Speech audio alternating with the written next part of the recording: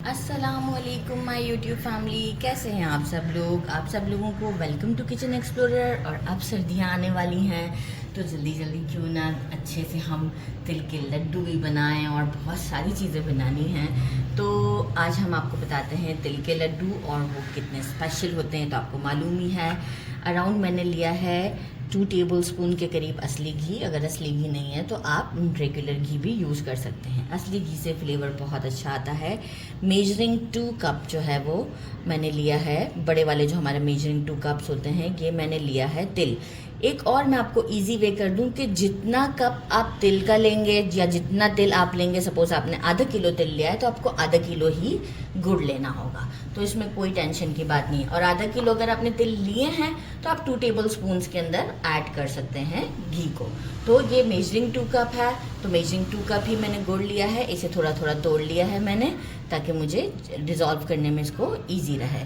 बाकी क्या है कि ये वाला गुड़ बहुत ही साफ़ सुथरा है, तो मुझे इसको कोई प्रॉब्लम नहीं है छानने में। मैं ऑलरेडी इसे 2-3 रेसिपीज़ में यूज़ कर चुकी हुई हूँ, तो कोई टेंशन की बात नहीं है। तो बस अब हम क्या करते हैं, स्टोव की तरफ चलते हैं। सबसे पहले हम इसे ड्राई रोस्ट करते हैं तिल को एक बड़े से फ्राइंग पैन में डाल दिया है। कोई घी नहीं ऐड किया, जस्ट ड्राई रोस्ट दे रहे हैं हम इसे। और थोड़ा स्लो फ्लेम पे ड्राई रोस्ट कीजिएगा ताकि अच्छे से जो है वो लाइट गोल्डन सा शेड आ जाएगा अराउंड 2 to 3 मिनट्स में स्लो फ्लेम पर। तो जैसे ही गोल्डन शेड आता है मैं आपको शो करती हूँ। 3 मिनट्स में लाइट गोल्डन सा शेड आ चुका है। मैं इसे फ़ौरन से एक अलग बोल में निकाल लेती हूँ और इसी पैन में हम गुड़ को ऐड करेंगे। पैन ले लिया है और फ्लेम को अब बिल्कुल स्लो कर दें, बिल्कुल डार्क स्लो के ऊपर ले आए।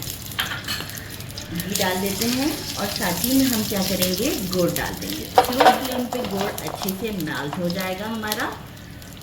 थोड़ा सा टाइम लगेगा लेकिन ये स्लो फ्लेम पर अच्छे से मेल्ट होगा। फिर किस मोमेंट पर मुझे इसके अंदर तिल ऐड करने हैं वो मैं आपको ज़रूर बताऊंगी। तो मीनवाइल हम क्या करेंगे, एक बोल में ले लेंगे रेगुलर टैप वाटर और बस इसके साथ मैं आपको बताऊंगी कि कौन सा टाइम है जब हमें इसको तिल ऐड करना है।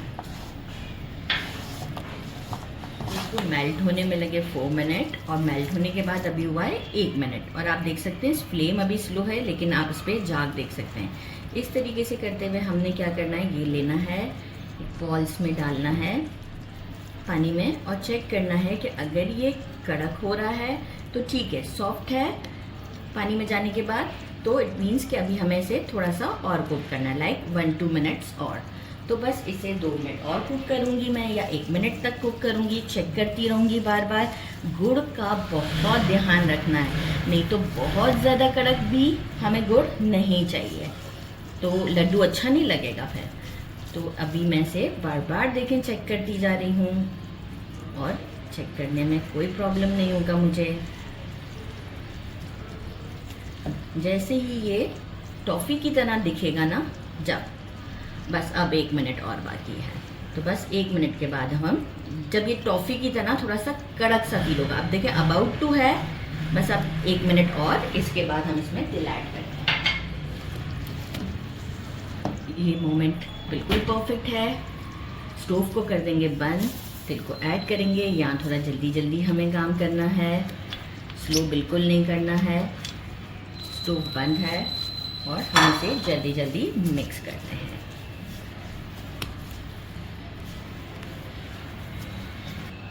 ये देखें अच्छे से मैंने मिक्स कर दिया। आपको लग रहा है कि अभी ढीला ढीला सा मिक्सचर है, नहीं, हम इसे काउंटर पर ले जाएंगे।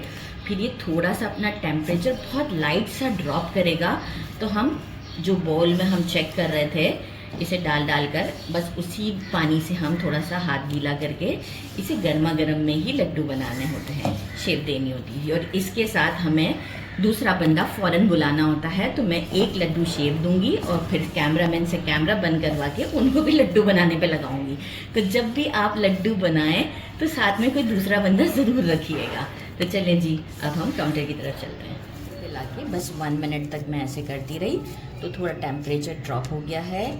एक मैंने चम्मच का हिसाब ले लिया है और हाथ में पानी, देखें आप अपने हिसाब से हाथ में इस तरीके से पानी लगा लें।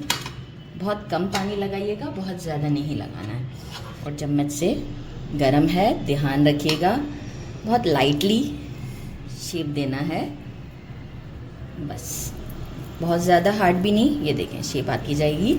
शुरू में आपको फील होगा कि ये थोड़ा सा लूज़ है, लेकिन ये जैसे ही रेगुलर टेम्परेचर पर जाएगा तो ये ओके हो जाएगा। ठीक है, इस तरीके से अब मैं दूसरा बंदा जल्दी जल्दी काम पे लगाती हूँ और सारे लड्डू हम रेडी कर लेते हैं। लड्डू को शेप कर दिया था और 2 आवर्स के लिए रेस्ट पर छोड़ दिया था, ताकि जो है वो अच्छे से ये क्रिस्पी से हो जाए। अब मैं आपको टेस्ट करके बताती हूँ। ज़बरदस्त, बहुत ही ज़्यादा टेस्टी है। ज़रूर ट्राई कीजिएगा। मेरे चैनल को लाइक और सब्सक्राइब करना नहीं भूलिएगा। अपना ख्याल रखिएगा। अल्लाह हाफिज़।